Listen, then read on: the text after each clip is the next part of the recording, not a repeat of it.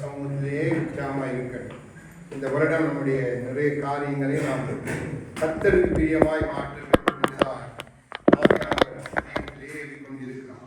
ஆகவே சில காரியங்களை நீங்க எல்லாம் இருக்கக்கூடாது. அப்போ நீங்க எல்லாரும் முன்னேறணும், நீங்க எல்லாரும் தேவனுடைய காரியங்களை செய்யணும். அப்போ தேவன் இதயத்தை பாரப்படுத்தின காரியங்கள். அப்போ நாம் வருகிற மாதத்தில இருந்து சகோதரன் ரஞ்சித்தோடு சகோதரன் ஜோயலும் ஒரு நாளைக்கு மாறி மாறி அவங்க 2 பேரும் வர்ஷிப் பண்ணுவாங்க. அதே போல சகோதரன் ரஞ்சித் மாசத்துல ஒரு தடவை அவர் பிரசங்கம் பண்ணுவார்.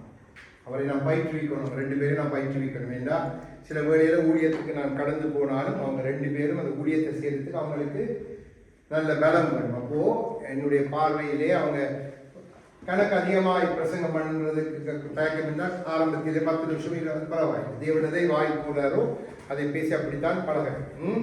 நீங்கள் இப்படியே இருக்கக்கூடாது. நீங்கள் எல்லாரும் உன்னதமான காரியங்களை செய்யணும். அதே மாதிரி ஆராதிக்கும் பொழுது நாங்கள் முதல் சிறு பிள்ளைகள் அப்படி நாங்கள் வைத்து இந்த இடத்துல மைக்கை கொடுத்து அவங்களையும் ஆராதிக்க பண்ண எல்லார வாயிலும் திறக்கப்படும். அப்போது நீங்கள் சகோதரிமா 2 பேராய் இணைந்து அந்த இடத்துல மைக் கொடுக்கப்படும். நீங்கள் இருக்கிற இடத்துல உங்களுக்கு மைக்கை கொடுக்கப்படும். நீங்கள் அங்கே இருந்தே இங்கே வழிநடத்துகிற சகோதரர்களோடு இணைந்து நீங்களும் பாடி ஆராதிங்க. இதை நான் நினைத்து வரவில்லை. இந்த இடத்திலே ஆண்டவர் என் இதயத்தை பாரப்படுத்தின. இனி வருகிறவர்கள் தான் விசுவாசிகளாக இந்த இடத்துல இருக்கணும்.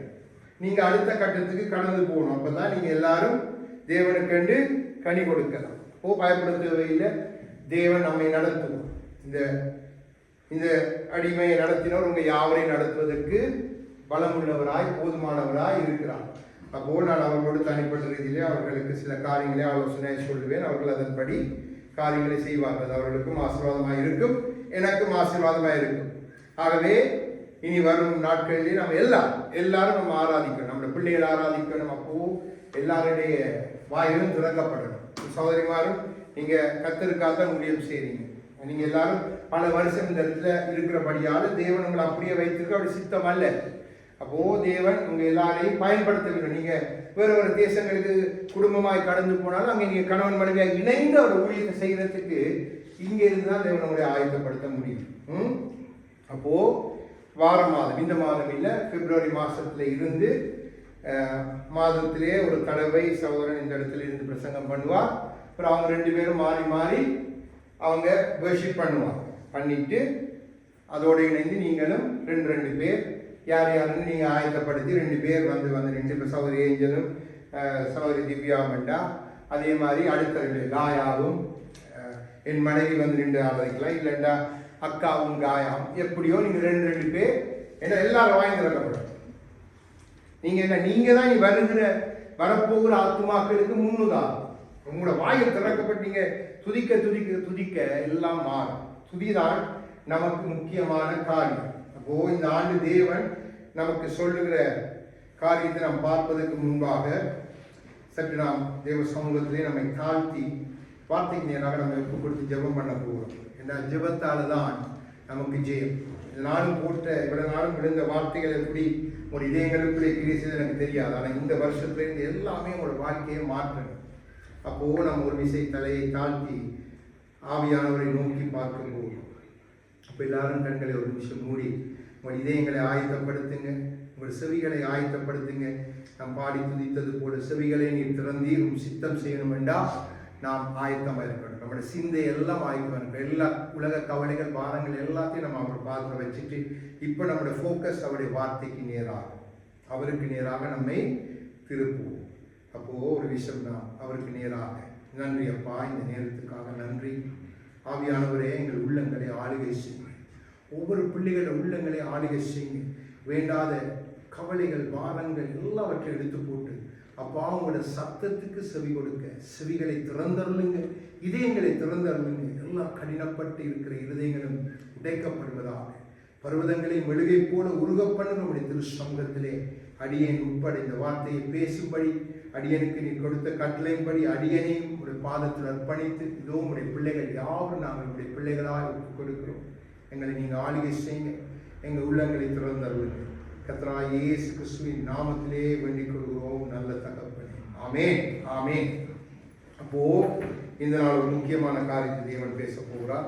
ஆகவே செவி கொடுத்து நீங்கள் எல்லாரும் கேட்கணும், எல்லாரும் கற்றுக்கொள்ளணும் என்று ஆண்டவர் விரும்புகிறார்.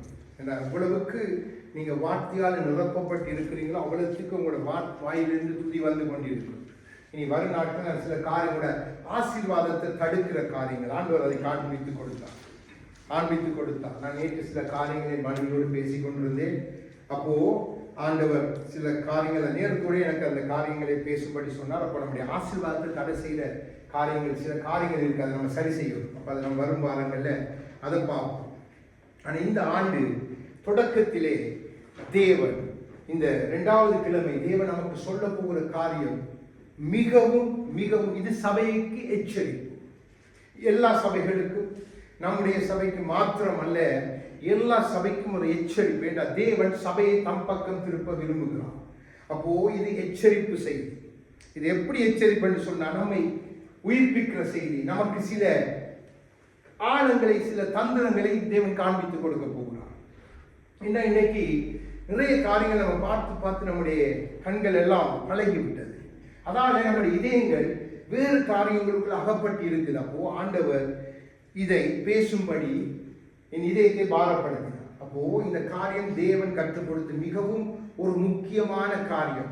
சபைக்குள்ளேயே இருக்குது. நல்ல விளை கொடுங்க. சபைக்குள்ளே இருந்து எழும்பின ஒரு காரியம். அதை காண்பித்து கொடுக்கிறேன். வார்த்தைகள் கூட அவங்களை காண்பித்து கொடுக்கிறேன். எல்லாரும் மிகவும் அவதானமாக இருக்க வேண்டிய ஒரு காலம். மிக மிக கிறிஸ்துவின் சரீரம் மிகவும் எச்சரிப்பா இருக்க வேண்டிய காலம். நான் உங்களுக்கு தொடக்கத்திலே சொல்லிட்டேன், இந்த ஆண்டு எப்படி இருக்க போது நம்முடைய சபையுடைய நிலைமை என்பதை நமக்கு நன்றாக தேவன் அடையாளப்படுத்தி காண்பித்து விட்டார். அப்போ நம்மை தப்புவிக்க தேவன் நமக்கு வழிகளை காண்பித்துக் கொடுக்க. அப்போ இந்த கிழமையிலிருந்து தேவன் நம்மை நேசிக்கிறபடியினால் நம்மளோடு பேச விரும்புகிறார். அப்போ நாம் அவருடைய சத்தத்துக்கு செவி கொடுத்தால் நாம் கடைசி நம்முடைய ஓட்டத்தை முடிக்கும் பொழுது நாம் ஜெயமாய் முடிப்போம், பயமின்றி முடிப்போம். தேவனுக்கு முன்பாக நம்முடைய இருதயம் அவருடைய நீதியை குறித்து மேன்மை பாராட்டி போகத்தக்கதாக தேவன் நம் நடுவிலே பேச விரும்புகிறார். அப்போ நீங்க என்னோடு சேர்ந்து நீதிமொழிகள் 23வது அதிகாரம் பின்பா இந்த செய்திக்கு என்ன தலைப்பு என்பதையும் சொல்லியிருந்த வசனத்தை வாசித்து அதிலேயே அந்த புரிய காரியத்தை தேவன் வைத்தார். அதைத்தான் அந்த வசனத்தை காண்பித்துதான் தேவன் இந்த செய்தியை என்னிடத்திலே பேசினார். அப்போ நான் அதை உங்கள் மத்தியிலே பேச விரும்புகிறாகவே 1 இருந்து 3 வரைக்கும் உள்ள வசனங்களை வாசிங்க. நீதிமொழிகள் 782வது பக்கம். மற்ற எல்லாரும் காது கொடுத்து கேளுங்க. மிக முக்கியமான ஒரு காரியத்தை பார்க்க போகிறோம். நீ ஒரு அதிபதியோட போஜனம் பண்ண உட்கார்ந்தால் உனக்கு முன்பாக இருக்கிறதை நன்றாய் கவனித்து பார். நீ போஜன பிரியனாயிருந்தால் உன் தொண்டையிலே கத்தியை வை. அவருடைய ருசியுள்ள பதார்த்தங்களை இச்சியாதே, அவைகள் கள்ள போஜனமாமே. ஆமே. இன்னைக்கு கள்ள போஜனம் என்ற தலைப்பில் தேவன் நம்மோடு பேச விரும்புகிறார். ஏன் இந்த செய்திக்கு கள்ள போஜனம் என்று சொன்னால், நமக்கு நன்றாக தெரியணும் கிறிஸ்துவின் சரீரத்துக்குள்ளே என்னென்ன காரியங்கள் இருக்குது என்பதை நாம் புரிந்து கொள்ள வேண்டும். அப்போ இப்போ நன்றாய் இதை பார்க்கும் பொழுது ஏதோ தேவன் நமக்கு உணவை குறித்து ஆலோசனை சொல்லுகிறார், ஏதோ காரியங்களை பேசுகிறார் என்ற மாதிரி தான் நமக்கு மேலோட்டமாய் காரியங்கள் விளங்கும். ஆனா இதுக்குள்ள நன்றாய் விளங்கிக் கொள்ளுங்க. நமக்கு தெரியும், நீ ஒரு அதிபதியோடு இன்னைக்கு இந்த உலகத்துல ஒரு அதிபதி இருக்கிறான். நம்ம எல்லாரையும் அடிமைப்படுத்தணும் என்று சொல்லி கங்கணம் கட்டி கொண்டு அதிபதி இருக்கிறான். அதற்கு மேலாக எல்லாத்தையும் உண்டாக்கி அவனை உண்டாக்கின ஒரு அதிபதி இருக்கிறான். அப்போ இந்த 2 அதிபதிகளுக்கும் வித்தியாசம் உண்டு. இந்த உலகத்தை உண்டாக்கினவர் நமக்கு பேசும் பொழுது நமக்கு பிரயோஜனம் உண்டாக்க காரியங்களை எடுத்து பேசுவார். ஆனா இந்த உலகத்தின் அதிபதி நமக்கு எப்படிப்பட்ட காரியத்தை நன்றாய் பாருங்க, வசனங்களை பாருங்க. அதிலே சொல்லப்பட்டிருக்கு, அவனுடைய ருசியுள்ள பதார்த்தங்களை இச்சியாது. அழகாய் ஆவியானவர் நமக்கு எழுதி வைத்திருக்கிறார். நாம் இதை பல தடவை தியானித்திருக்கிறோம். ஆனால் இன்றைய நாளில் தேவன் பேச போகிற காரியம் சற்று வித்தியாசம். அப்போ பாருங்க, இச்சையினால்தான் ஆதியிலே தேவ சபையை கெடுத்த, அதாவது மனிதனை உண்டாக்கின பொழுதே அங்கே அவருடைய சபை ஏதேன் தோட்டத்திலே தேவன் கணவன் மனைவியை உண்டாக்கி ஆரம்பித்தார். அங்கே இச்சையினால்தான் அங்கே பாருங்க, அந்த உலகத்தின் அதிபதியாய் தள்ளப்பட்ட பிசாசானவன் இச்சையை காண்பித்து, அதை அழகான காரியமாய் காண்பித்து, அந்த போஜனத்து மேல அந்த காரியத்தின் மேல ஆசையை வர பண்ணி முதலாவது மனுஷியையும் அவன் கெடுத்ததை தேவன் நன்கு அறிந்தார். தேவன் அந்த இடத்துல எல்லாத்தையும் பார்த்து கொண்டிருந்தவர். இப்போ இன்றைக்கு சபைகளுக்குள்ளே நிறைய கள்ள போஜனங்கள் வந்துட்டு சாத்தானாலே எல்லாம் இதெல்லாம் பார்த்தீங்கன்னு சொன்னா நம்முடைய பார்வைக்கு கவர்ச்சியாக, நம்முடைய செவிகளுக்கு கவர்ச்சியாக, நம்மை இச்சிக்கப்படத்தக்கதாக, நாம் விரும்பத்தக்கதாக செய்திகளை பல விதத்துல வார்த்தைகளை வைத்து இன்றைக்கு இந்த உலகத்தின் அதிபதி சபைகளை கெடுத்துக் கொண்டிருக்கிறார். அப்போ தேவ வசனம் நமக்கு எச்சரிக்கை, அப்படிப்பட்ட ருசியுள்ள பதார்த்தங்களை இச்சிக்க வேண்டாம். அந்த உலகத்தின் அதிபதி, அதாவது உலகத்தின் அதிபதி கொடுக்கிற இச்சையுள்ள பதார்த்தங்களை என் ஜனமே நீ ஒரு நாளும் அதை மேலும் பிரியத்தை வைத்து அப்ப கத்திய வச்சு என்ன கத்தினா எச்சரிப்பு, உனக்கு எச்சரிப்பு அந்த தொண்டைக்குள்ளால இறங்கக்கூடாது. இறங்கிட்டு என்று சொன்னா உன்னுடைய வாயை கெடுத்து கொடுக்கு. வாசிங்க 4:5 வாசிங்க. ஐஸ்வர்யவானாக வேண்டுமென்று பிரயாசப்படாதே, சுய புத்தியை சாராதே, இல்லாமல் போகும் பொருள் மேல் உன் கண்களை பறக்க விடுவானே. அது கழுகை போல சிறகுகளை தனக்கு உண்டு பண்ணி கொண்டு ஆகாய மார்க்கமாய் பறந்து போ. ஆமென். இந்த உலகத்தின் அதிபதி கொண்டு வந்து நமக்கு முன்பாக வைக்கிற இச்சையுள்ள கள்ள போஜனம் என்ன? அதாவது தந்த சுய புத்தியில, வேதத்துல சொல்லப்படாத சுய புத்தியில தோன்றுகிற காரியங்களை நமக்கு வாக்கு பண்ணுவாங்க. அடுத்தது நம்முடைய இருதயத்தை ஐஸ்வர்யவானாக வேண்டும் என்றதில் திசை திருப்பி கொண்டு போவார். இன்றைக்கு இந்த கள்ள போஜனம் இது இப்ப ஆரம்பித்தது இல்லை. நான் உங்களுக்கு ஒவ்வொரு காரியமா சொல்லும் பொழுது உங்களுக்கு எங்கே இருந்து இது ஆரம்பித்தது. இதை தேவன் வெறுக்கிறார். தேவன் ஒரு விஷயத்தை வெறுத்துட்டா அதை நாமும் வெறுக்கணும். அநேக இடத்துல தேவன் வெறுக்கிற என்ற வார்த்தையை பயன்படுத்த இல்லை. ஆனா இந்த காரியத்தை தேவன் வெறுக்கிறேன் என்றே தெளிவாய் சொல்லுகிறார், சபைக்கே சொல்லுகிறார். அப்போ நன்றாய் விளங்கிக் கொள்ளுங்க. அது நம்ம ஐஸ்வர்யவானாக வேண்டும் என்று அது இல்லாம போ. நமக்கு இன்னைக்கு பூமியில் நடக்கிற காரியங்கள் தெரியும். பூமியிலே நடக்கிற நம்மை சுற்றிலும் இருக்கிற திருடுதல் பல காரியத்தினாலே அது நம்மை விட்டு இல்லாமல் பறந்து போயிடும். இன்னைக்கு நம்மை ஐஸ்வர்யவான வைக்கலாம், ஐஸ்வர்யவான காண்பிக்கலாம். அதன் நிமித்தம் நமக்கு வேண்டாத ஆசை இச்சைவர் பொழுது கடன் நம்மை காண்பித்து கொடுக்கப்படினவர்களை காண்பித்து மற்றவர்களுக்கு முன்பாய் நான் ஐஸ்வர்யவானா இருக்கிறேன் என்று காண்பிக்கும் படியாய் நம்மை தூண்டுவான். தூண்டி நம்மை கடைசியில ஒன்றுமே இல்லாம எல்லாத்தையும் பறந்து போக விட்டுட்டு நம்மை ஒன்றும் இல்லாத உறிந்து விடுவான். அதுதான் அவருக்கு தேவை, நம்ம கொண்டு போறது. அப்போ இந்த கள்ள போஜனம் மிகவும் மிகவும் ஒரு பொல்லாத போஜனமா இருக்கப்படிய. வாசிங்க 6:7 வரைக்கும் வாசிங்க. அப்படியே வன்கண்ணனுடைய ஆகாரத்தை புசியாதே, அவருடைய ருசியுள்ள பதார்த்தங்களை இச்சியாதே. அவன் இருதயத்தின் நினைவு எப்படியோ அப்படியே அவன் இருக்கிறான். புசியும் பானம் பண்ணும் என்று அவன் உன்னோடு சொன்னாலும் அவன் இருதயம் உன்னோடு இராது. நீ புசித்து துணிக்கையை வாந்தி பண்ணி உன் இனிய சொற்களை இழந்து போவாய். அழகாக பாருங்க, ஆவியானவர் எப்படி திருவுளம் பட்டுகிறான்னு பாருங்க. இந்த பின்னாளிலே அநேக காரியங்கள் சம்பவிக்க போறதை ஆவியானவர் அறிந்திருந்தார். ஆகவேதான் ஆவியானவர் சாலமோனுடைய ஞானத்துக்குரிய இந்த காரியத்துக்கு ஏதோ நமக்கு உணவை பற்றி பேசுகிற மாதிரி இருக்கான. பாருங்க, உணவுக்குரிய காரியம் அல்ல, அங்கே அடுத்து வருகிற வசனங்களை பாருங்க. அது எதோடு தேவ ஆவியானவர் அதை இணைத்து காண்பிக்க பாருங்க. அவன் வன்கண்ணன், அவனுக்கு ஒரே நோக்கம் எல்லாரையும் கெடுக்க. அந்த நோக்கத்துடன் இந்த உலகத்தின் அதிபதியாக அவன் செயல்பட்டு கொண்டிருக்கிறான். அவனுடைய போஜனங்கள் எல்லாம் நீங்க பார்த்தீங்கன்னா உடுப்புகள், அலங்காரங்கள், தங்களை காண்பிக்கிற மினுக்கு வஸ்திரங்களாலே தன் ஜனங்களை, தன்னுடைய ஊழியர்களை கொண்டு வந்து உங்களுக்கு முன்பாய் நிறுத்தி கிறிஸ்து வேண்டாம் இப்படித்தான் இருக்கணும், கிறிஸ்து அப்படி, அதாவது கிறிஸ்து வீடு வைத்திருந்தார், கிறிஸ்து படை வைத்திருந்தார், கிறிஸ்து பெரிய தச்ச பெரிய இதற்கு பெரிதாய் காண்பிப்பான். பொய் எல்லாம் வஞ்சனை. அன்றைக்கு எப்படி ஏவாளுக்கு ஒரு சிறு பழத்தை இச்சிக்கப்படத்தக்கதாய் பெரிதாய் காண்பித்து என்ன சொல்ற, நீ தேவர்களை போல மாறி, ஏற்கனவே தேவரை போலதான், தன்னை போல தேவன் உண்டாக்கின மனுஷனை வஞ்சித்தான். இன்றைக்கு அப்படித்தான். நீங்க கிறிஸ்துவுடைய பிள்ளைகள், கிறிஸ்து போல இருக்கணும். கிறிஸ்துவ வஸ்திரம் தெரியுமா, கிறிஸ்துவுடைய அவருடைய வீடம் தெரியுமா, அவரே சொன்னார் வந்து பாரு, இப்படி பாரு, அப்படி பாருங்க சொல்லி தன்னை காண்பித்த தேவனுடைய பிள்ளைகள் நீங்க இப்படி இருக்கக்கூடாது. உங்களுடைய எல்லைகளை விரிவாக்கணும், உங்களுடைய பிசினஸை விரிவாக்கணும். அப்போ இப்படியே ஒரு கூட்டம் போய் அதில் அகப்பட்டிருக்கு. நிறைய பேர் சத்தியத்தை கேட்டு அந்த சத்தியத்துல தேர்ந்தவன கண்ணை கூட மறைச்சு போட்டான். அப்போ எல்லாருமே அகப்பட்டு இருக்கிறான்.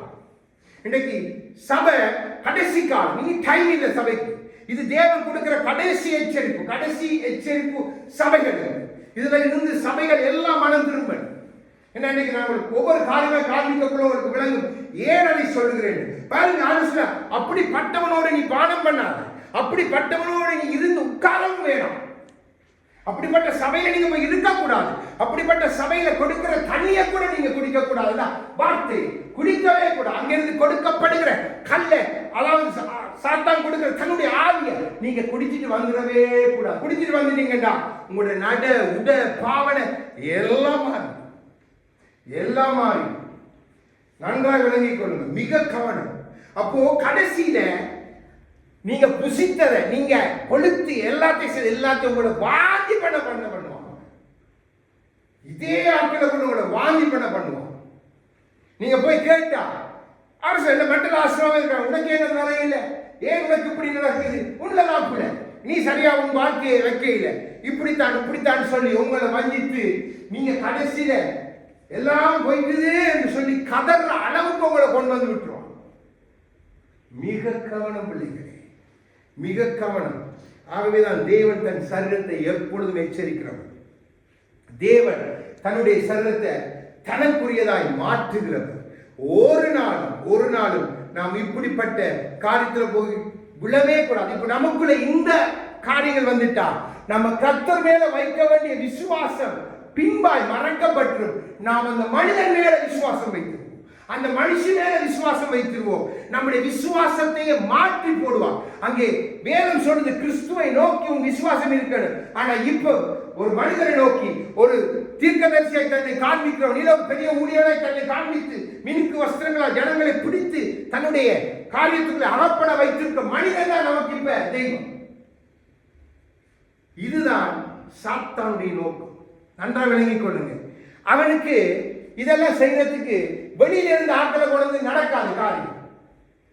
அவன் எங்கிருந்து கிளம்ப பண்றான்னு நீங்க பாருங்க. நான் காண்பித்துக் கொடுக்கிறேன், ஆண்டவர் வசனத்தின்படியே காண்பித்துக் கொடுக்கிறேன். அப்போ மிக கவனம் பிள்ளைகள், மிக கவனம். தேவன் எச்சரிக்கும்படி சொன்னா எச்சரிக்க வேண்டியதான் ஒரு ஊழியக்காரருடைய கடமை. அதை நான் உங்களுக்கு சொல்லித்தார். மிகவும் கவனம். அப்போ உங்களுடைய விசுவாசத்தை, உங்களுடைய விசுவாசமே மாறி போயிடும். அப்போ விசுவாசத்துல வந்துடும்.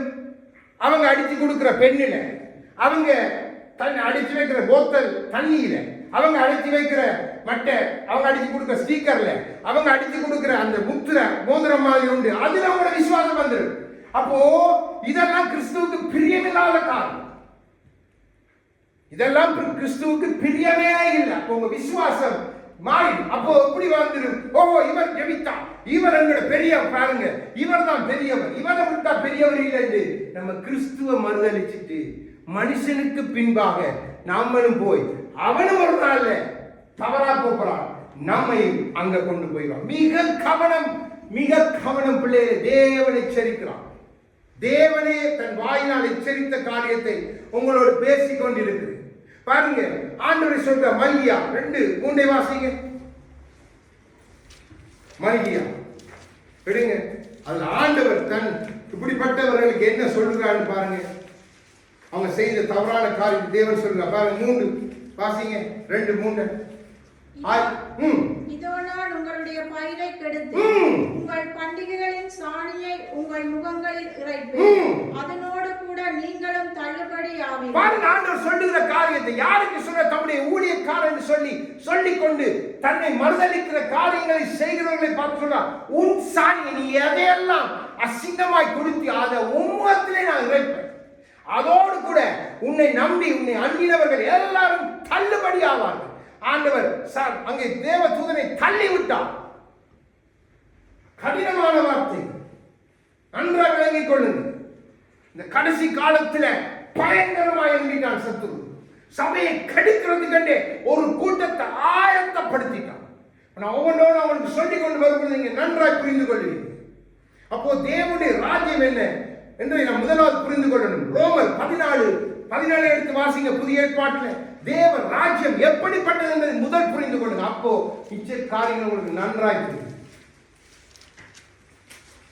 மிகவும் கவனம் பிள்ளைகள், மிகவும் கவனம். 14 வாசிங்க.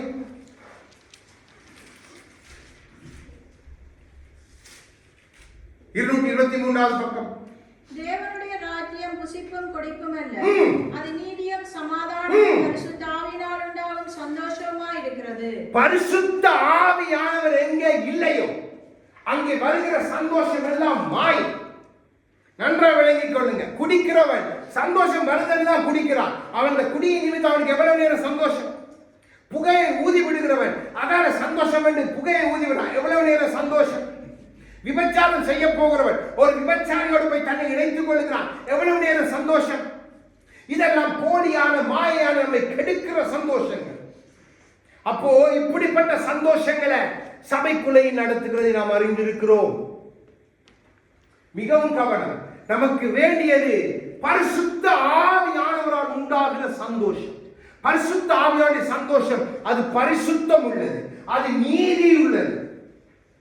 அதை மீறி வருகிற எந்த சந்தோஷமும் நாம் தேவனிடத்தில் வந்தேன்னு சொல்வோமானால் நாம் வஞ்சனைக்குள்ளே அகப்பட்டு இருக்கிறோம். இந்த கையில பேண்ட போடுறதால என் காரியம் வாய்க்கும் என்ற சந்தோஷம் எனக்கு வந்தா நீ பிசாசு உன்னோடு ஒப்பந்தம் பண்ணுகிறான். நன்றாக விளங்கிக் கொள்ளுங்க. இதெல்லாம் ஆதியிலே தேவன் பரலோகத்தில் வைத்த ரகசியத்தை இந்த பூமிக்கு கொண்டு வந்து கொடுத்தவனே அந்த அசசேல் என்கிற சாத்தான். நான் அதை உங்களுக்கு முதலே சொல்லி இருக்கிறேன். அப்போ நன்றாக விளங்கிக் கொள்ளுங்க. இதெல்லாம் நமக்கு சந்தோஷம் இல்லை. கிறிஸ்து எனக்குள்ள இருக்கிறாரா, நான் கிறிஸ்துக்குள்ள இருக்கிறேன், அவர் ராஜ்யத்துக்குள்ள இருக்கிறேன், அவருடைய நீதிக்குள்ள இருக்கிறேன், அதுதான் சந்தோஷம். சந்தோஷம். நாம் பாடி துதித்தோம், ஆண்டவரை வெண்பனி போல என்னை சூழ்ந்து கொள்ளும், அதுதான் சந்தோஷம். என் வறட்சியை நீக்குகிற தெய்வமே நீர் என்னை சூழ்ந்து கொள்ளும், அந்த சந்தோஷம் நமக்கு இருக்கணும். அதை விட்டு இன்னைக்கு மாறான சந்தோஷத்துக்குள்ள சபைகளை கொண்டு போயிட்டான் சாத்தான். சபைக்கே தெரியல தான் வஞ்சிக்கப்பட்டு நிற்கிற கிறிஸ்துவின் சரிதமே அறிய முடியல. துக்கம், அழுக வருது. ஆண்டவர் அறிவார், ஆண்டவர் அறிவார். ஆகவேதான் நான் பின்பாய் சில காரியங்கள் சொல்றதுக்கு முன்பாக 1 கொரிந்தியர் ஏன் இந்த வசனங்களை வாசிக்க சொல்றேன்டா பின்பாய் நான் நினைத்து காண்பிக்கிறேன் எப்படிப்பட்ட புல்லாங்கான டைமுக்குள்ள சபை நிற்குது. 1 கொரிந்தியர் 10 எடுங்க. இதெல்லாம் சபைக்குள்ள நடக்குது. நீங்க நல்லா மார்க் பண்ணிக்கொள்ளுங்க. இதெல்லாம் கர்த்தருக்கு பிரியமில்லாத காரியம். நன்றாக விளங்கிக் கொள்ளுங்க. என்ன நீங்க சொன்னாலும் கர்த்தர் ஒரு நாள் அதை நியாயத்துல கொண்டு வருவார். 18, 19, 20, 21 வாசிங்க. மாம்சத்தின்படியான இஷ்டவேலரை பாருங்கள். பலிகளை புசிக்கிறவர்கள் பலிபீடத்தோட ஐக்கியமாய் இருக்கிறார்கள் அல்லவா? முதலாவது நீங்க தெரிஞ்சு கொள்ளணும், நீங்க மாமிசத்தின்படி அழைக்கப்பட்டவர்கள் அல்ல. மாமிசத்தின்படி அழைக்கப்பட்ட இஸ்ரவேலர்களுக்கும் எனக்கும் உங்களுக்கும் வித்தியாசம் உண்டு. அவர்கள் பலிபீடத்துல கொண்டு வந்து தகனித்திட்டு அதை உண்றாங்க, நாங்க அதை உண்ண வரையில. நமக்கு மேலான ஜீவப்பமாகிய கிறிஸ்துவோட ஐக்கியம், கிறிஸ்துவை உண்ணும்படியே தேவனே நமக்கு தம்மை தந்திருக்கிறார். இந்த உபதேசத்தை அவர்கள் அருவருத்தார்கள். அவரோடு இந்த சீசன் இது என்ன கடினமான உபதேசம் என்று அவரை விட்டு பின்வாங்கி போனார்கள். ஆகவேதான் பவுல் இதை எழுதி வைக்கிறார். தொடர்ந்து வாசிங்க.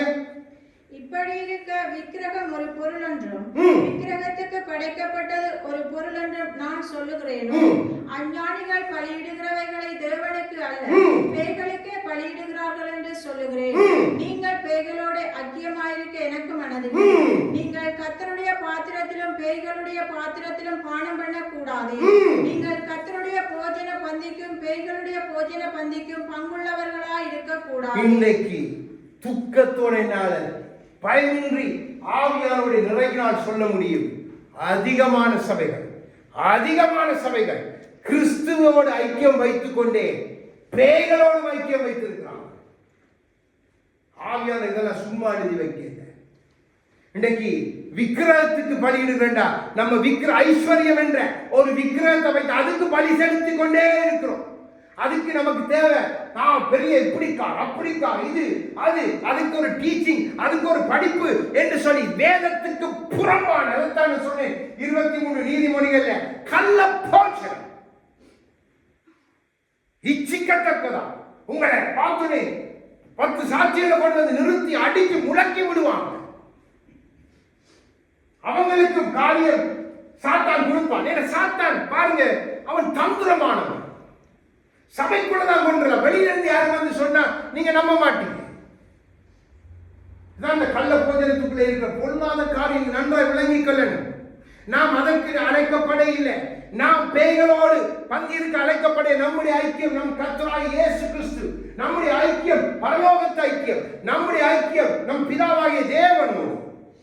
இன்னைக்கு சபை போய் எதுக்குலாம் போய் ஐக்கியப்பட்டிருக்கிறோம் பின்ன லிஸ்டே காண்பிக்கிறோம் உங்களுக்கு. நீங்க சற்று இதை நிதானித்து பார்ப்பீங்கன்னா நீங்க உங்களோட கண்கள் அழகாய் திறக்கப்படும். அதற்கு நீங்க அகப்படக்கூடாது. அகப்பட்டு இருக்கிறவளையும் நீங்க சொல்லி மீட்டுக் கொள்ள, அது நம்ம மேல விழுந்த ஒரு கடமை. முதலாவது நான் சொன்னேன், தேவன் சொன்னார் சரீரம் என் சரீரம் தனக்கா அளவண்டிய நேரம் இந்த ஆண்டு.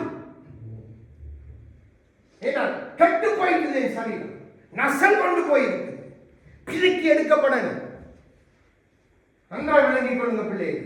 ஆவியானவர் துக்கப்படுகிற காரியங்கள் இன்னைக்கு சபைக்குள்ள நிறைஞ்சு போயிட்டு இப்படிப்பட்ட பலிகளால் தங்களை கொடுக்க பண்றாங்க.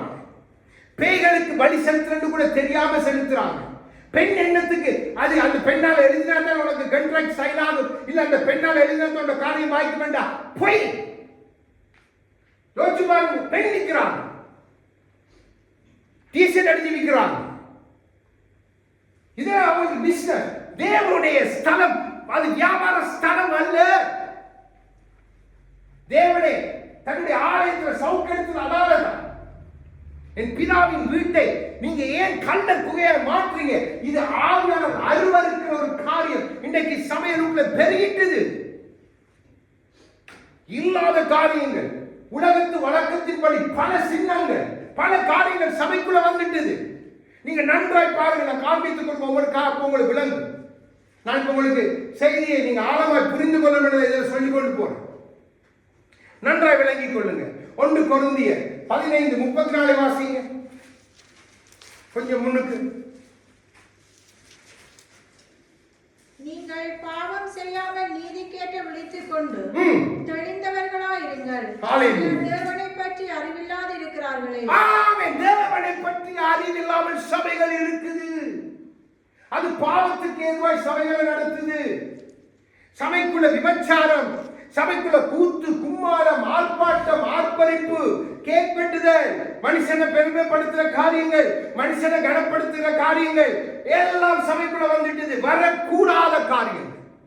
சபைக்குள்ள வந்த மனம் திரும்பி பாவி வரணும். இல்ல பாவி என்று உணர்ந்த ஒருத்தன் வந்து அவன் மனம் திரும்பி போன, அதுக்குத்தான் சபை. இன்றைக்கு சபையை மாற்றிட்டான் சார். தேவ பிள்ளைகளும் அகப்பட்டுட்டாங்க அந்த கள்ள போஜனத்தை விரும்பி விரும்பி இச்சித்து.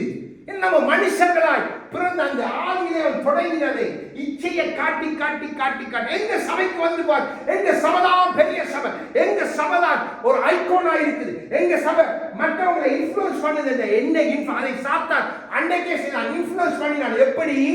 அந்த கனியை காட்டி இச்சித்து. அதான் ஆண்டவர் சொல்லுகிறார், மிக கவனம். நீங்க தெளிவடைஞ்சிட்டீங்கன்னா நீங்க போய் 10 பேரையாவது விடுதலையாக்குறீங்க.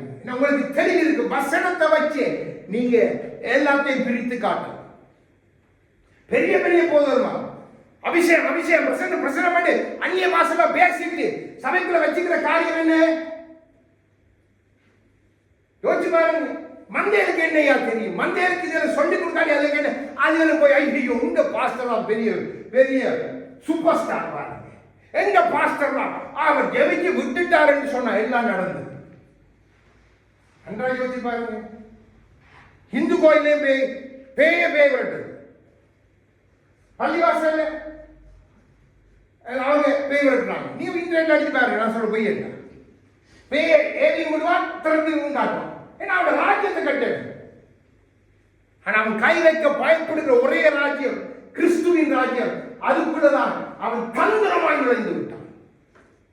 தந்திரமா நன்றாக விலை கொடுங்க. அதான் வஞ்சனை. வஞ்சனை என்று ஆண்டவர் சொன்ன வஞ்சனை சபைக்குள்ள வந்துட்டது.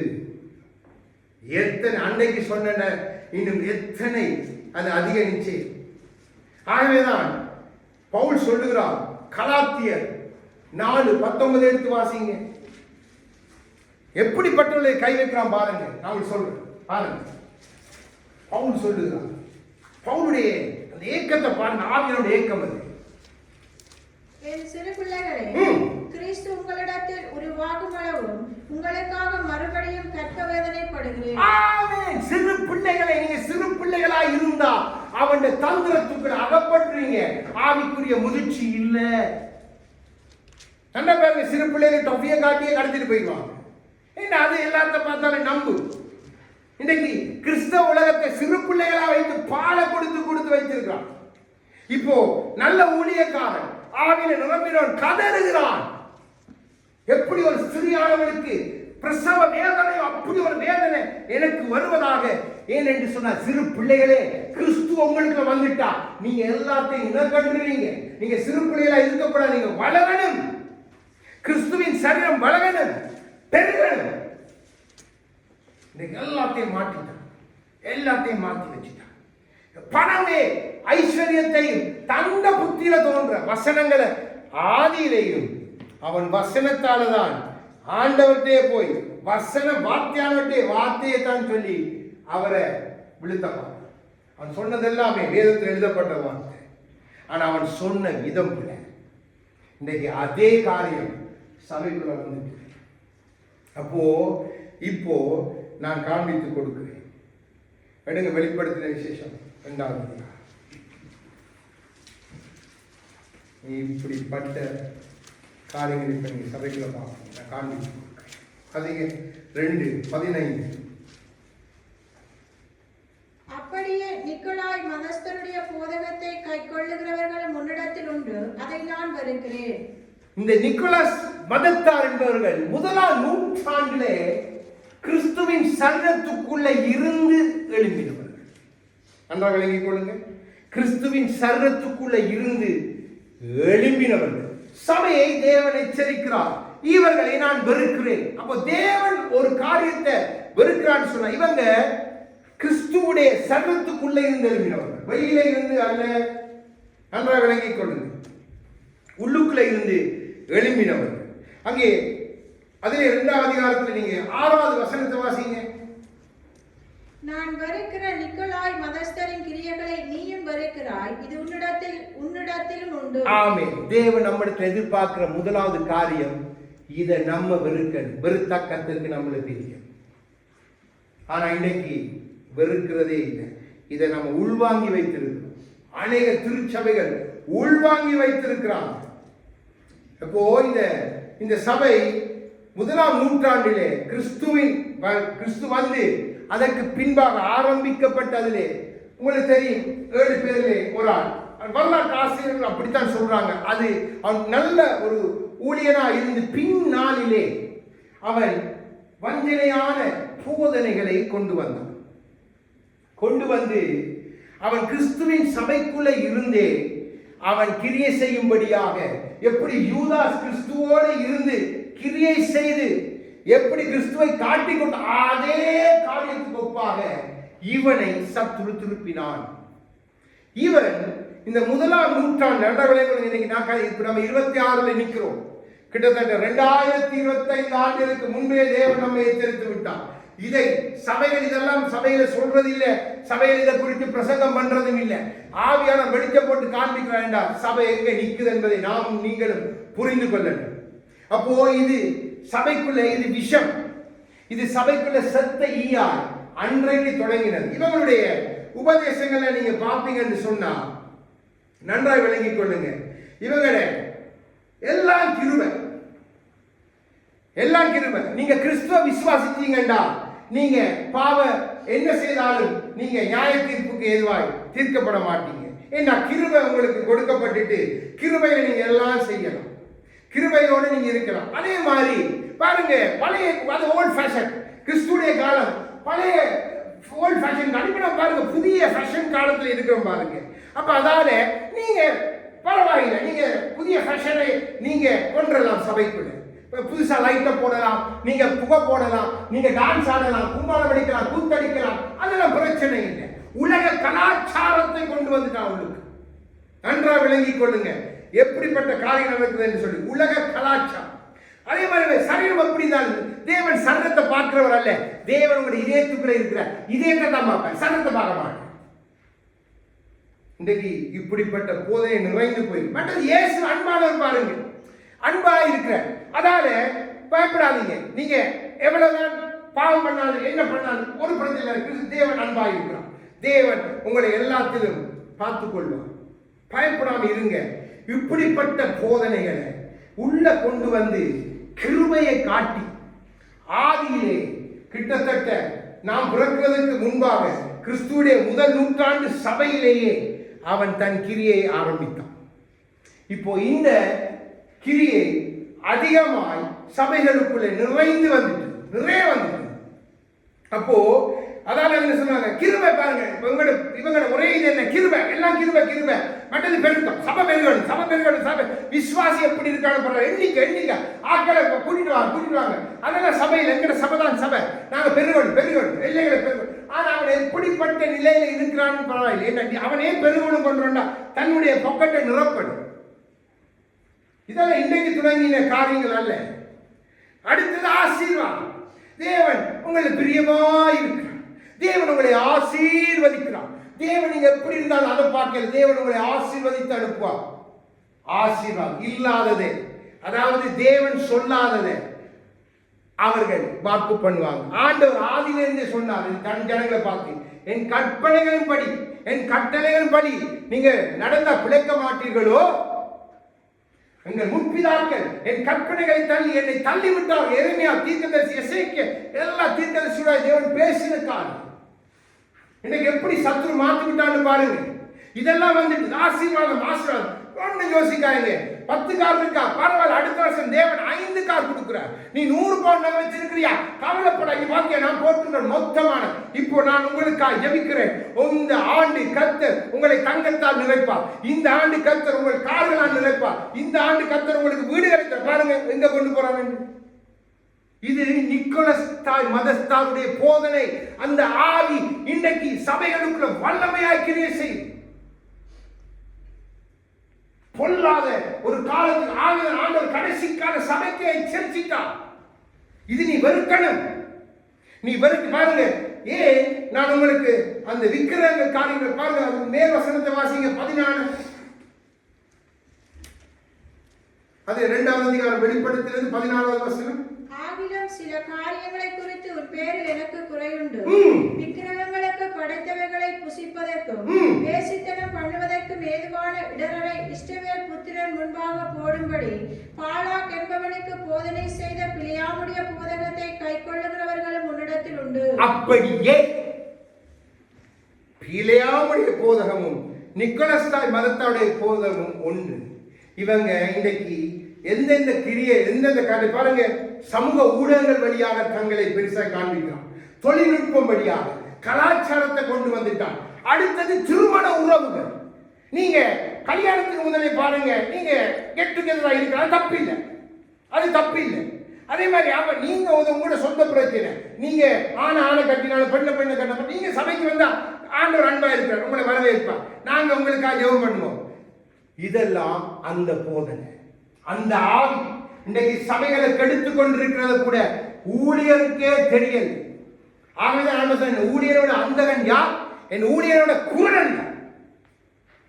பெரிய தொழில்நுட்பம் போட்டு பெரிய எல்இடி டிவி எல்லாம் வச்சு பின்னுக்கு பல காரியங்கள் பலதை போட்டு யானையை போட்டு தங்களை இதை போட்டு அதை போட்டு பயங்கரமான காரியங்களை காட்டி வஞ்சித்துக் கொண்டிருக்காங்க. இப்போ செய்திகளுக்கு வந்த சனம் எதை பார்த்து கொண்டு இருக்கும்? தொழில்நுட்பம். நிக்கோலஸ்தாய் மதத்தாருடைய காரியங்கள் தான் அன்னைக்கு உலகத்து கலாச்சாரத்தை உள்ள கொண்டு வந்தாங்க. இன்னைக்கு உலகத்து சின்னங்கள் சபைக்குள்ள வந்துட்டு, உலகத்து தேசத்து கொடிகள் வந்துட்டு, தேசத்து பாரம்பரிய விளக்கு குத்து விளக்குகளை கொண்டு வந்துட்டான். சைவ கோவிலில் வைக்கிற குத்து விளக்கு சபைக்குள்ள வந்துட்டு, பரதநாட்டிய சபைக்குள்ள வந்துட்டு, கண்டியண்டால் சபைக்குள்ள வந்துட்டு, இன்னும் கூத்தும் கும்மாளம் வந்து இதெல்லாம் உலக கலாச்சாரம் சொன்ன இதை அருவருக்கு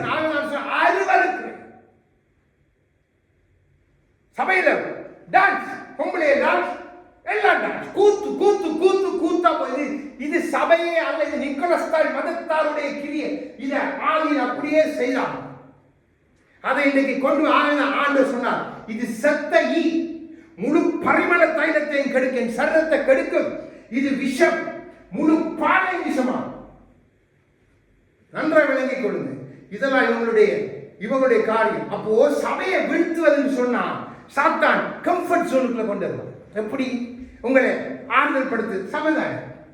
வெளியில அடிக்கப்பட்டு வராங்க, வெளியில துக்கத்தோட வராங்க, சபைக்கு நாளைக்கு நல்ல பாட்டுகளை போடுவோம், தொடர்ந்து பாட்டுகளை படிச்சு கொஞ்சம் உற்சாகப்படுத்தி விடுவோம், கொஞ்சம் புகையை போட்டு கான்சர்ட் நடத்தி அந்த இதை செய்து நாங்க கிறிஸ்துவத்தான் ஆள் பறிக்கிறோம். கிறிஸ்து வாங்க வாங்க எல்லாம் டான்ஸ் ஆடுங்க, வாலிபங்க டான்ஸ் ஆடுங்க, பிள்ளைங்க டான்ஸ் ஆடுங்க, பொம்பளைய டான்ஸ் ஆடுங்க, மேலே கீழே குதியுங்க.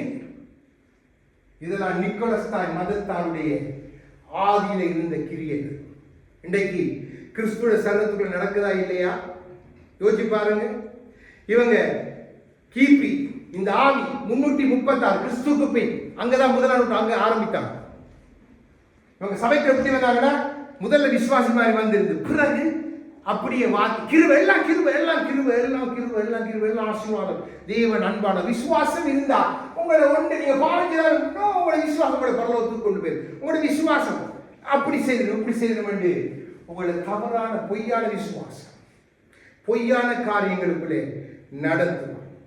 அப்போ நாம் மிக தீர்த்து 3:10-11 எடுத்து வாசிங்க. 3வது அதிகாரம் பவுல் சொல்லுகிறார் எப்படிப்பட்ட காரியங்களை கண்டு பாருங்க. சீசனுக்கு கற்றுக் கொடுக்கிறார் ஊழியர்கள். இன்னைக்கு இதெல்லாம் நிக்கோலஸ் தாய் மதத்தாவுடைய கிரியையில இருக்கு. நீங்க காரணம் தீர்த்து எடுங்க. 3வது அதிகாரம் 10-11 வாசிங்க. வேத புரட்டனாயிருக்கிற ஒருவனுக்கு நீ 2 தரம் புத்தி சொன்ன பின்பு அவனை விட்டு விலகு. அப்படிப்பட்டவன் நிலை தவறி தன்னிலே தானே ஆக்கினை தீர்ப்படைவானாய். பாவம் செய்கிறவன் எவனென்று அறிந்திருக்கிறாயே. அப்படிப்பட்டவன் நிலை தவறி தன்னில் தானே ஆக்கினை தீர்ப்பு அடைவான், பாவம் செய்கிறவன் அறிந்திருக்கிறார். அப்படிப்பட்ட ஊழியம் அப்படிப்பட்ட மனுஷனை விட்டு பவுல் சொல்ல விலகு. வேதம் நம்ம எச்சரிக்கிறது விலகு. இது நிக்கோலஸ் தாய் மதத்தாருடைய கிரியை. ஆண்டவராய் இயேசு கிறிஸ்துவை அருவருத்த ஆவியான அருவருத்த பொல்லாத கிரியை விட்டு விலகு. இன்னைக்கு உலகத்து பண்டிகை எல்லாம் வந்துட்டு, பொங்கல் கூட சபையில வந்துட்டு, அதனால தமிழர் பண்டிகை கொண்டாடும் கலாச்சாரத்தை கொண்டுட்டான் சாத்தான் உள்ளுக்குள்ள தந்திரமா. குத்து விளக்கு ஏத்துறாங்க, குத்து விளக்கு ஏற்றி காரியம் செய்யறாங்க. உனக்கே விளங்குற நீதான் உலகத்துக்கு வெளிச்சம் என்று ஆண்டவர் சொன்ன. உலகத்து கலாச்சாரம் மனுஷனை கூப்பிட்டு பள்ளிக்கூடத்தை நிப்பாட்டி பொன்னாட போட்டு மனுஷனை கனப்படுத்துறாங்க. உலகத்து கலாச்சாரம். இன்னைக்கு கேக்கு கொண்டு வந்து சபைக்குள்ள வைத்து வெட்டி கிறிஸ்துவுக்கு பேர்த்த இல்ல எனக்கு பாஸ்டருக்கு பேர்த்த உலக கலாச்சாரம். யோசிச்சு பாருங்க. ஆண்டவர் உங்களை தெரிந்து கொண்டது இப்படி நீங்க இவங்களோட போய் அழிந்து போறதுக்கு அல்ல. கிறிஸ்து சரீரத்தை குறித்து மிகவும் கரிசனை உள்ளவர், மிகவும் கரிசனை உள்ளது. நீங்க மிக கவனமாக இருக்கணும். இன்னைக்கு தொழில்நுட்பத்தை வச்சு கலாச்சாரங்களை கொண்டு வந்து கலாச்சார சின்னங்களை கொண்டு வந்து இன்னைக்கு சபைக்குள்ள கொடி வச்சிருக்கிறாங்க. உங்களுக்கு தெரியுமா இஸ்ரவேல் கொடியில இருக்கிற அந்த நட்சத்திர சின்னம் வந்து இன்னைக்கு சொல்றாங்க தாவீதினுடைய சின்னம் என்று. எங்கேயாவது வேதத்தோட வசனம் காண்பீங்க? காண்பீங்க? ஆண்டவர் அப்போஸ்தலர்ல அந்த வசனத்தை வாக்கியங்கள எடுங்க. ஹalleluya. அப்போஸ்தலர் 7வது அதிகாரம் காண்பித்து கொடுத்த நல்லா 2 காரியங்களால பாருங்க தேவன் அழைத்த ஜனங்கள் எப்படி செய்தாங்க. 41 இருந்து 43 வரைக்கும் வாசிங்க. 171வது பக்கம்.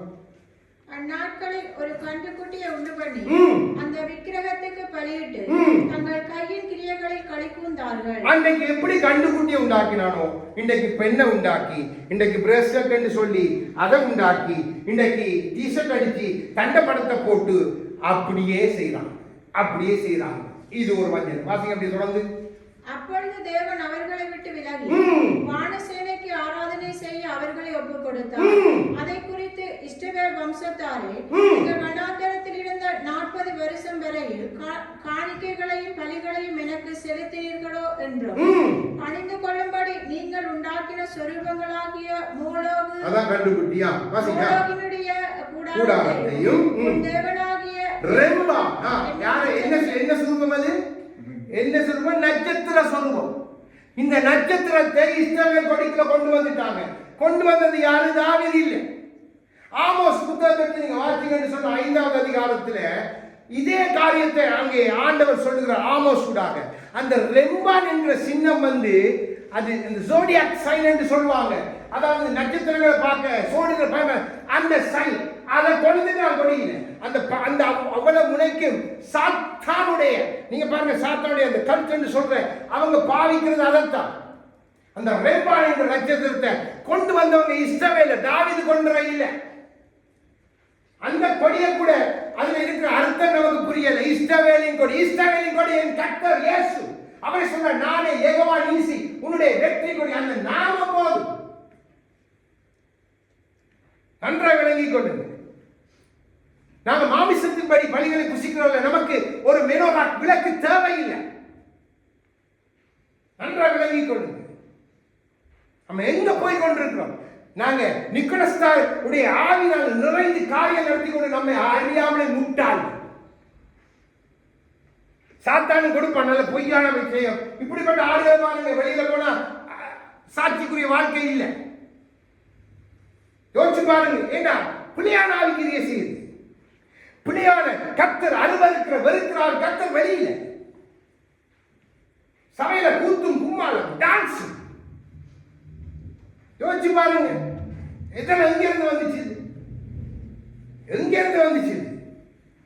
யார் கொண்டு வந்து? தேவன் கொண்டு வந்தாரோ? பாருங்க, நான் சொல்ல அவரே சொல்ற என் ஜனங்கள் சுமந்து வந்தாங்க. அந்த சுமந்து கொண்டு அதை கொடியாக்கிட்டு இப்ப இஸ்ரவேலின் கொடியில் அது இருக்கு. அது தாவீதின் கொடி. யாரையா சொன்னது? அது தாவீதுடைய நட்சத்திரம். ரெம்பா சபைக்குள்ள வந்துட்டான். யோசிச்சு பாருங்க. நன்றாக விளைவிக்க காரியங்கள் யூத முறைமையின்படி நம்ம பிழைக்கிறது இல்லை. யூதருக்கு ஒரு தலை தொப்பி தேவை, யூதருக்கு முக்காடு தேவை. இன்னும் விளக்கப்பட பவுலை சொல்லுகிறார். எனக்கு உங்களுக்கு அது தேவையில்லை. எனக்கு கிறிஸ்து தலையாய் இருக்கிறார். அப்ப அவங்கள கிரியை நான் கொண்டு செய்யலாமோ? செய்துட்டு நான் சொல்லலாமா நான் கிறிஸ்துவுடைய இன்றைக்கு அவருடைய ஊழியத்தை ஆண்டு சொல்ற நீ பொய்யர், நீ உன்னை கெடுத்து நான் கொடுத்த என் ஆடுகள் மந்தைகளை கெடுக்கிறவன், நான் உன்னை ரெட்டிப்பாய் நியாயம் தீர்ப்பேன், என் ஆடுகளை பீறி இதெல்லாம் அறியாம பீறி போடுறாங்க. இதை பார்த்து ஆடுகள் வீடு வழி இஷ்டவேல் கொடி, அந்த கொடி, இந்த கொடி கொடி இஷ்டவேல் கொடி, அது தொப்பி அதையும் கொண்டு வந்து என்னிடம் இருக்கிறது தொப்பி. எனக்கு தங்கச்சி அனுப்பினது ஆஸ்திரேலியாவில். உங்களை தவறான காரியங்கள் நான் பிடித்து வைத்திருக்கிறது நிக்கோலஸ்தாய் மதத்தாருடைய கிரியை எல்லாம் கிருபை பாருங்க, கிருபை பாருங்க. கிருபை காம விகாரத்துக்கு ஏதுவானது அல்ல. யூதா சொல்லுகிறான். கிருபை நீங்க புரட்டக்கூடாது. கிருபை நீங்க பாவம் இல்லாத ஜெய வாழ்க்கை வாழ்ந்து கிறிஸ்துவோடு சேர்வதற்கு கொடுக்கப்பட்ட கிறிஸ்துவின் உன்னதமான கிருபை. இன்னைக்கு இதெல்லாம் மாறிட்டு பொய்யான வாக்கு தத்தங்கள், பொய்யான மாசம் ஒரு வாக்கு தத்தம், வருஷம் ஒரு வாக்கு தத்தம், ஒரு நாளைக்கு ஒரு வாக்கு தத்தம், ஒரு நாள் என்னையா எல்லாமே எழுதி கொடுத்துட்டார் ஆண்டவர். பிடித்துக்கொள், உனக்கு எது தேவையோ எடுத்து நீ வைத்து செடி. கர்ப்ப வேதனையோடு சபை எங்க நிற்குது? அதான் ஆண்டவர் காண்பித்துக் கொடுத்தார். புலம்பல்ல தான் அந்த வசனத்தை ஆண்டவர் காண்பி எடுக்க. புலம்பல் ஒரு வாசிக்கும். இந்த வசனம் எல்லாம் கடுமையாயிருக்கு. நம்ம இதெல்லாம் புரிந்து கொள்றோம். நம்ம தேவ ஜனங்கள் ஏதோ நாம் இந்த பூமியில எத்தனையோ 100, 200, 300 தாண்டி இருக்க போற போல. 18, 19 வாசி. முதலாவது அதிகாரம் புலம்பல், இரண்டாவது அதிகாரம் 18, 19. அவர்கள் இதயம் ஆண்டவரை நோக்கி கூப்பிடுகிறது. சீயோன் குமாரத்தின் மதிலே இரவும் பகலும் நதியளவு கண்ணீர் விடு. ஓய்ந்திராதே, கண்ணின் கருப்பு வெளி சும்மா இருக்க விட்டாதே.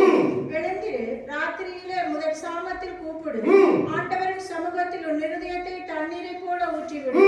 எல்லா தெருக்கள் முனையிலும் பசியினால் மூச்சிருத்து போகும் குழந்தைகளின் பிராணனுக்காகவும் கைகளை அவளுக்கு ஏறடி. இன்னைக்கு இப்படிதான் மூச்சிரைத்து போயிருக்காங்க தேவ பிள்ளைகள். கையெடுத்து கதறு என்றார் ஆண்டவர். என் சரீரத்துக்காக கதறு, என் சியோனுக்காய் கதறு. தூங்காதே, விழித்திருங்கள். எடுக்காதது. அதான் பவுல் சொன்னார், கர்ப்ப வேதனை எனக்கு. யோசிச்சு பாருங்க, நம்ம இந்த உலகத்தை நம்ம கிறிஸ்துவுக்கு நேராய் திருப்ப அழைக்கப்பட்டவர்கள். உலகத்தோடு நம்ம ஒத்த வேஷம் தரிக்க அழைக்கப்பட்ட நம்ம உலகத்து அலங்காரம் எதற்கு? உலகத்தின்படி பிழைப்பதற்கு நமக்கு என்னத்துக்கு? ஆண்டு சொன்னீங்க, உலகத்தில் பிரித்து வார்த்தை தெளிவாய் சொல்லுது, பரம அழைப்பின் பந்தய பொருளை பெற்றுக்கொள்ள அந்த லக்கை நோக்கி ஓடுகிறதான் என்னுடைய உங்களுடைய அழைப்பு. நான் கலாச்சாரத்தை கொண்டு சமைக்கிறேன். நான் இலங்கை பாருங்க, இலங்கை கொடியில சிங்கம் இருக்குது, அதை வச்சு அதை கொண்டு அது தேவையில்லை நமக்கு. அது ஒரு கலாச்சாரத்தை, தேசத்தின் அடையாளம். நம்ம ஒரு வரைபடத்தை வச்சு தேவன் உண்டாக்கின பூமிக்கு கை வச்சு வைக்க தப்பில்லை. நம்ம தேசத்தின் கொடிக்கு முன்னுக்கு பண்ணிட்டு சடத்தில் அடிக்க அவசியம் இல்லை. யோசிச்சு பாருங்க, எவ்வளவு தவறான கிரியை நாம் நடத்தித்துக் கொண்டிருக்கிறோம். சபையில் வந்து கொடிகள் அப்படி இதண்டு அது மாதிரி அப்படி பண்ணி இப்படி பண்ணி பொம்பளை அசிங்கமா உடுத்துக்கொண்டு லெகின்ஸை போட்டுக்கொண்டு டான்ஸ், வாயெல்லாம் சிவப்பு சுண்ணாம்பு அடித்து விட்டவங்க. இதெல்லாம் நிக்கோலஸ் மதத்தார் கற்றுக் கொடுத்த கிரியைகள் சபைக்குள்ள வந்துட்டு. யோசிச்சு பாருங்க, சபையில ஊழியம் செய்யற ஊழியக்காரன் மனைவியை பாருங்க, பிள்ளைகளை பாருங்க. யோசிச்சு பாருங்க, நமக்கு கிறிஸ்து சொன்ன போல கிறிஸ்துவோட சாயம் நமக்கு வேணும். அதுதான் நம்முடைய ஒரே அழைப்பு. அந்த சாயத்தை மனுஷன் இழந்தான், துளைத்தான், அதை கொடுக்கத்தான் கிறிஸ்து வந்தார். எல்லாமே நம்ம ஆடம்பரமா இப்படி தேவன் நம்மை ஆசீர்வதிப்பார், எல்லாம் நமக்கு கொடுப்பார். அது எந்த மாற்றமும் இல்லை. ஆனா நீதியின் ராஜ்யம் தான் மேன்மை. அதை சத்துரு மாத்திட்டான். ஐஸ்வர்யத்தை நாடி சபைக்கு போகாதீங்க, ஐஸ்வர்யம் கிடைக்கும் நம்பி சபைக்கு போகாதீங்க. நீங்க கிறிஸ்துவின் ராஜ்யத்துக்கு கொடுக்கிற பிள்ளைகளா இருக்கணும், கிறிஸ்துவின் ராஜ்யத்தை வளர்க்கிற பிள்ளைகளா இருக்கணும். தேவன் உங்களை அவருடைய சித்தத்தின்படி ஆசீர்வதித்து உங்களுடைய பாதையெல்லாம் நெய்யாய் பொழிய பண்ணுவார். வார்த்தை பொய் சொல்லாது. அதுக்கு ஒரு டீச்சிங் தேவையில்லை, அதுக்கு ஒரு படிப்பு தேவையில்லை. நீ எப்படி பொருள் சம்பாதிக்கணும், உலகத்தில் இருக்கிறவனுக்கு யாரோ கற்றுக் கொடுத்தது கள்ளத்தனத்துல நீ கிறிஸ்துவ சபைக்கிற சரத்துல வச்சு இதை ஏன் கற்றுக் கொடுக்கிறான்? ஐயோ அப்பா, நாங்க கேட்காத பெரிதான பிரசங்கம் பாருங்க, உங்களோட கண்கள் துறை. இதைத்தான் சாத்தான் அன்னைக்கு செய்யலாம். சிறுக்கி கண்ணை திறந்து விட்டான். இதே காரியத்தை தன், அதாவது கிறிஸ்துவின் மனவாட்டியாக ஸ்திரீக்கு இதே காரியத்தை செய்து தந்துரமாய் நுழைந்து விட்டார். இன்றைக்கு அந்த நிக்கோலாய் மதஸ்தாருடைய ஆவி பெரிதாக்கிய செய்தி, பெரிதாக்கிய ஆவி ஆண்டவர் வெறுத்தார். பீலியாம் போயிட்டான். அந்த இந்த ஆவி அதை கொண்டு வந்து அப்படி சாத்தாண்ட தந்து என்ன பாருங்க, இஸ்ரவேலை சபிக்கணும், தேவ பிள்ளைகளை சபிக்கணும் வேண்டாம். ஓஹோ, வெளியிலிருந்து கொண்டு உள்ளுக்கு இருந்து எழுப்பி கிறிஸ்துவ சரத்துக்குள்ள இருந்து எழுப்பி எல்லாம் போதனை. நாங்க கிருபையும் காலத்து கிருபை கிருபை கிருபை. நான் போய் எந்த பொம்பளையோட இருந்துட்டு வந்தாலும் கிருபை, யாரும் செய்யாதவரை நான் ஜெயிப்பேன். அப்ப இந்த படையில கிறிஸ்து இருக்கிறேன். வேற ஆனா ஊழியம் செய்யறவங்க வேற இடத்துல போய் ஊழியம் செய்யறது. சனங்கள் பாருங்க, அதுல ஆட்ட பாருங்க, 2000 3000 கூடி 5 முழுக்க பாட்டும் கும்மாளமும் கூத்தும் உடுப்புகள் நடைகள், இதெல்லாம் கிறிஸ்துவுடைய ராஜ்யம் இல்லை. இதெல்லாம் நிக்கோலஸ் மதத்தாருடைய கிரியைகள். அவங்க ஆதியில் அதைத்தான் செய்தாங்க. உடைகளால தங்களை பெருசா காண்பித்தாங்க. இந்த நிக்கோலஸ் மதத்தாருடைய அந்த ஆவி, அந்த அர்த்தம் என்ன தெரியுமா உங்களுக்கு? மனதை ஆளுகிறவர்கள், மனிதர்களை ஆளுகிறவர்கள். அது கிரேக்க பதம். நன்றாக அப்படி அர்த்தம் மனிதர்களை ஆளுகிறது. யாரு மனிதர்களை ஆள விரும்புறவன்? சாத்தான். யாரு மனுஷனுடைய மனதை ஆண்டு கெடுக்கிறவன்? சாத்தான். அதுதான் இந்த சொல்றான், நான் வெறுக்கிறேன். என் சபைக்குள்ள இது வந்துட்டு விளங்குது. என்ன சொல்றாங்க? பரிசு அங்க பரிசுத்தம் பரிசு, இப்ப கிருபை, இப்ப பரிசுத்தம் இல்லை கிருபை. கிருபை வந்தோடனே நீங்க எப்படி இருக்கலாம்? நீங்க போய் வேசித்தனம் பண்ணலாம், நீங்க இன்டர்நெட்ல போயிட்டு சட்டிங் போடலாம், அதை பண்ணலாம். இது ஒன்றும் பிரச்சனை பாருங்க. அது மாதிரி நீங்க கொஞ்சம் குடிக்கலாம், குடிக்கணும் ஆனா வெறுக்க கூடாது. நீங்க குடிக்கலாம், அது தப்பி. நீங்க குடிக்கீங்க ஆனா வெறி கொள்ள கூடாது. ஆண்டு கிறிஸ்தவன் குடிக்கவே கூடாது, கிறிஸ்தவன் சட்டிங் பண்ணவே கூடாது. கிறிஸ்தவனுக்கு ஒருத்தனுக்கு ஒருத்தி என்று தேவனே சொல்லி, ஒருத்தனுக்கு ஒருத்தி அளவான படைத்தே. நம்ம தப்ப முடியாது. நமக்கு எந்த ஆவி கிரியை செஞ்சது சபை புரிஞ்சு கொள்ளணும். நிக்கோலஸ் மதத்தாருடைய ஆவியல் எங்களுக்குள்ள பரிசுத்த ஆவி நம்மை ஆளுகை செய்யணும். அசைவானம் என்னில இருந்து உங்களை இருந்து மறக்கக்கூடாது. நீங்க இதுல நீங்க வைராக்கியமா இருக்க, ஒரு நாள் விட்டு போடாது சொல்லுவாங்க. அதுக்கு அவங்களோட பண்டிகையில் அது பிரச்சனை போய் அவங்க உள்ள அது பிரச்சனையும் போய்க்கு வரலாம், அது தப்பி. அவங்களோட கோயிலுக்கு அது பிரச்சனை, அது பிரச்சனை வஞ்சனை. இதெல்லாம் தேவனுடைய போதனை அல்ல, இது சாத்தானுடைய போதனை. அன்றைக்கே தொடங்கிட்டான். அன்னைக்கு முதலாம் நூற்றாண்டு சபைக்குள்ளேயே தொடங்கிட்டான். அந்த சபை அங்க ஆசியாவில் இருந்ததை கண்டு தேவனே 2 சபை ஒன்று சொல்ற, நீ வெறுக்கிறான் நன்று, என்ன நானும் வெறுக்கிறேன், ஆனா ஒன்றை சொல்ற, நீ அதோட ஒன்றுபட்டிருக்க. இப்ப அந்த சபைக்கு ஆண்டு சொன்ன காரியம் என்ன கருத்து வாசிங்க. என்ன கொண்டு செய்ய போறா வாசிங்க. 16 அதிலே 2 வெளிப்படுத்த 2:16. நீ மனம் திரும்பு, இல்லாவிட்டால் நான் சீக்கிரமா என்னிடத்தில் வந்து என் வாயின் பட்டயத்தால் அவர்களோட யுத்தம் பண்ணுவேன். ஆரோடு யுத்தம் பண்ண போகிறான்? இந்த நிக்கோலஸ் மதத்தாடி ஆவியை பிடித்து சபைக்காது பாருங்க. இன்னைக்கு நீதியரானே இன்னைக்கு கிறிஸ்து அது பிறந்தில பாருங்க. நம்ம கிறிஸ்துவ பிறந்த நாள் தானே கொண்டு ஒரு நத்தத்தை டெக்கரேட் பண்ணி வைத்தா தப்பி இல்லை. ஆண்டவர் வசனம் சொல்றது, மரம் பார்க்காது, பேசாது, நூறாது, அதை கொண்டு வராது. விக்கிரம் என்னுடைய குமாரத்திகளும் குமாரனுக்கு கீழே வேசி பணையமாய் தங்களை வித்ததோடு விபச்சாரம் பண்ணாண்டு தேவன் கடிந்து கொள்வார். நம்ம புதிய ஏற்பாடு கிறிஸ்து, அது எவர்கிரீன் மரம் பாருங்க, அதுக்கு ஒரு டெக்கரேஷன். அப்படியே நம்ம டெக்கரேட் பண்ணி அதுக்கு புது உடுப்பு வேண்டி எத்தனை தருத்திர வெளியில இருக்கான். சுவிசேஷங்க வேண்டிக் கொண்டு வெளியில கொடுங்க. நான் தான் உங்களுக்கு கற்றுக் கொடுத்தேன்.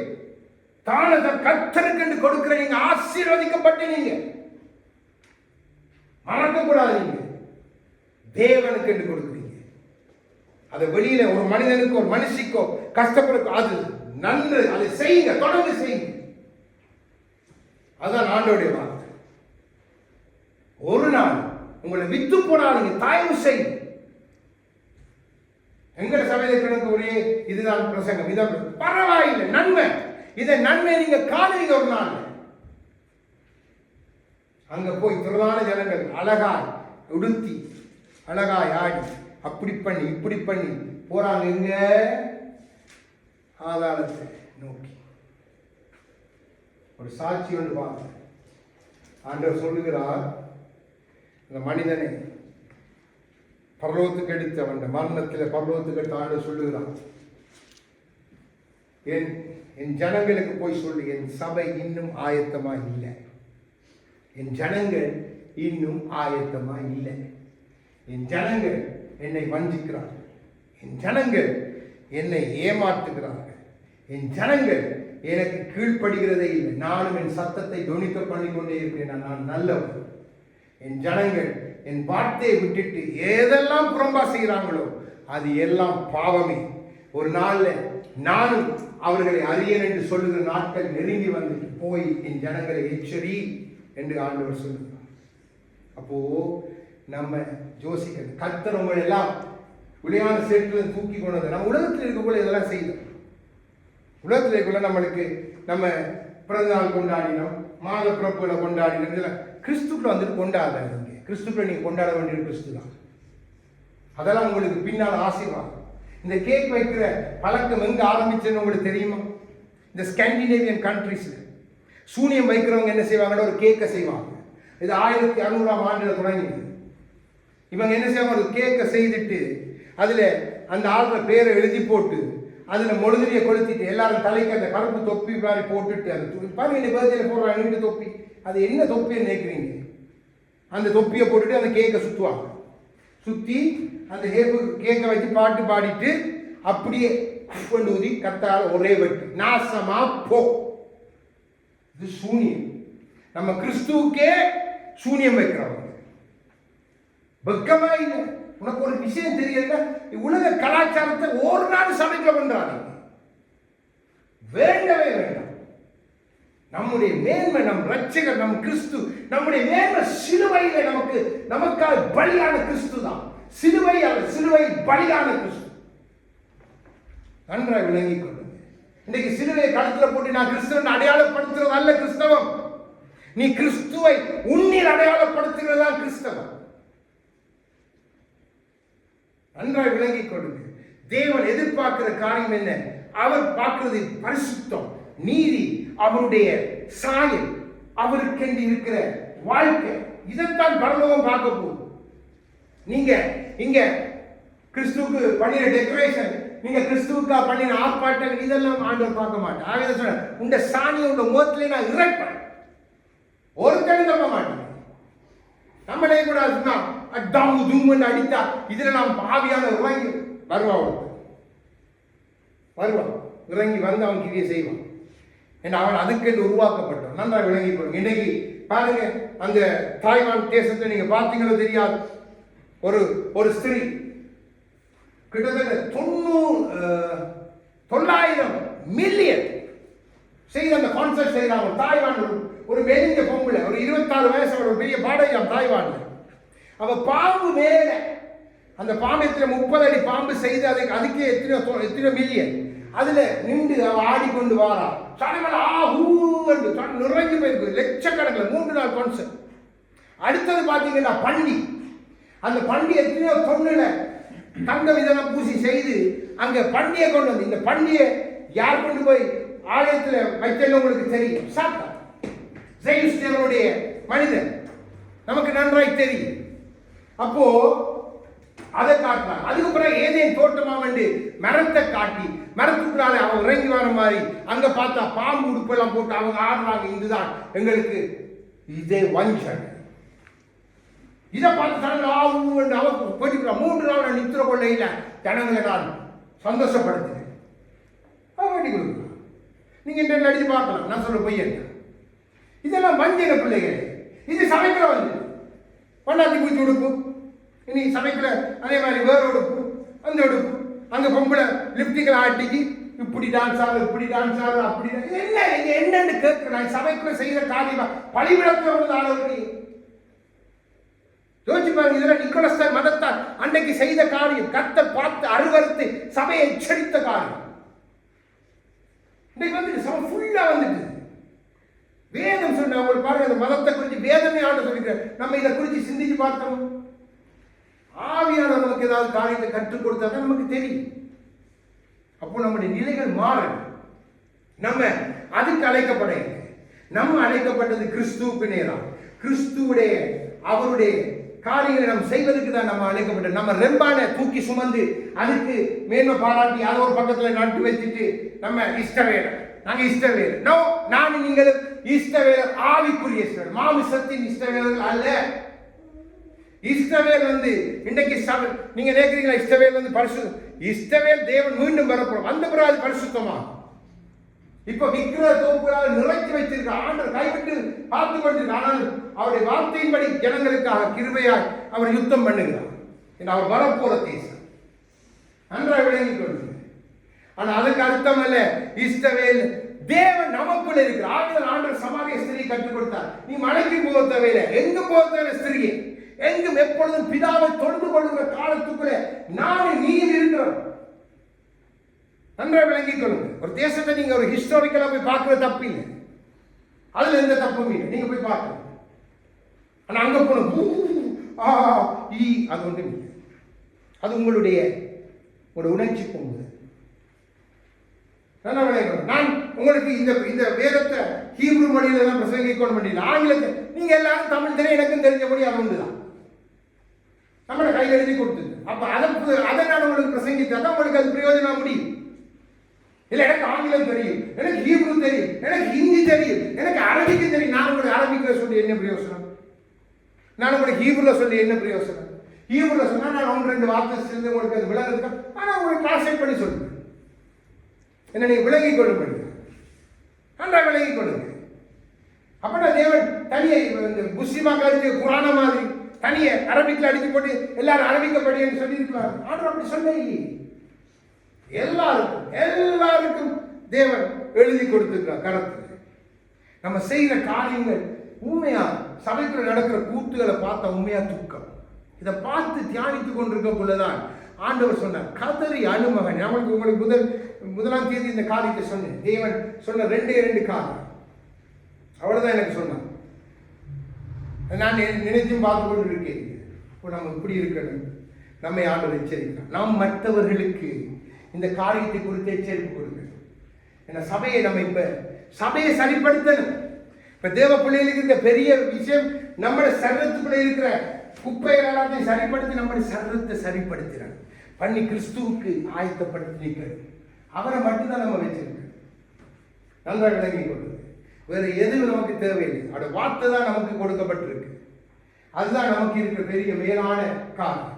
நம்ம வார்த்தைகள் எழுதி போடுறது தப்பு இல்லை, அது அவருடைய வார்த்தை. ஆனா வேறு காரியங்கள் நம்ம ஒரு நாளும் செய்யக்கூடாது. கர்த்தர் அருவருக்கிற காரியம். அப்போ இந்த நிக்கோலஸ் தாய் மதத்தாருடைய கிரியைகளை தேவன் அருவருக்கிறார். அப்போ நாமும் அதை அருவருக்கணும்.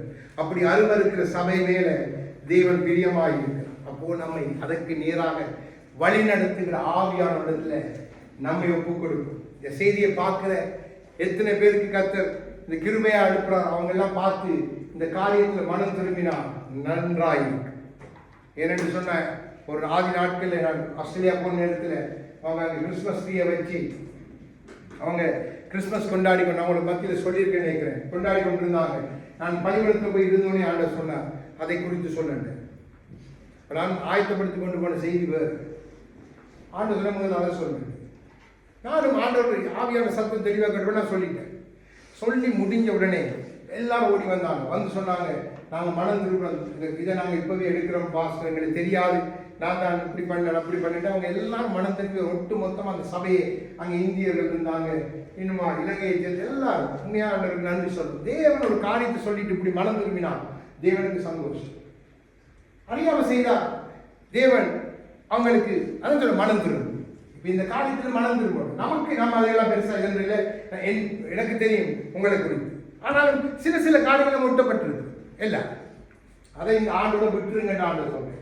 அதெல்லாம் நிக்கல மதஸ்தாருடைய அது உங்களுக்கு இருக்கக்கூடாது, இருக்கவே கூடாது. தேவன் எதை பிழை என்றாலும் பிழைதான், தேவன் எது சரி என்றால் சரி, எதை வெறுக்கிறாது நம்ம வெறுக்கதான் இது. ஏண்டா நானும் நீங்கள் அழைக்கப்பட்டது அவருடைய சித்தம் செய்யண்டா. பரலோகம் என்ன சொல்லுதோ அதை நம்ம பூமியில செய்யிட்டு போயிட்டே இருக்கு. இது உனக்கு சரி வராதுன்னா போகக்கூடாது, துன்மார்க்கோட சேராண்ட சேரக்கூடாது, பாவியோடு இருக்கான இருக்கக்கூடாது, பரியாசக்காடு உட்காரக்கூடாது. வேறு நமக்கு தேவையில்லை. இப்ப என்ன பாருங்க, இன்னொன்று அவங்களை எப்படி ஆதாயப்படுத்த கர்த்தர் அவருக்கு சித்தமானா அவர் அழைத்து வருவார். இல்ல அவர் நம்ம ரோட்ல சந்திக்க பண்ணி பேசி அழைத்து வருவார். நம்ம ஒன்றும் செய்ய முடியாது. கிரியை செய்யறது கர்த்தர். நம்ம விதைச்சிட்டு அவங்கள்ட்ட பார்த்து கொண்டிருக்க வேண்டியது. நன்றாக விளங்கி கொண்டு அதனால நம்முடைய நிலையை கர்த்தர் மாற்ற விரும்புகிறார். நமக்கு அது வேண்டாம். நம்ம கர்த்தர பிள்ளைகள் தேவன் அலுவலுக்கு எல்லாமே நமக்கு அலுவலுக்கு தான். அப்போ நம்மளோட வாழ்க்கைகள் மாறணும் இந்த ஆண்டு. ஏன்னா தேவன் இதெல்லாம் உங்களுக்கு சும்மா சொல்றீங்க. தேவன் உங்களை ஆயத்தப்படுத்துகிற அடுத்த கட்டத்துக்கு நீங்க எழும்பி பிரகாசிக்கணும். அவை கர்த்தருடைய சமூகத்தில் அவர் எழுந்திருந்து அவரை பாடி ஆவியானவரை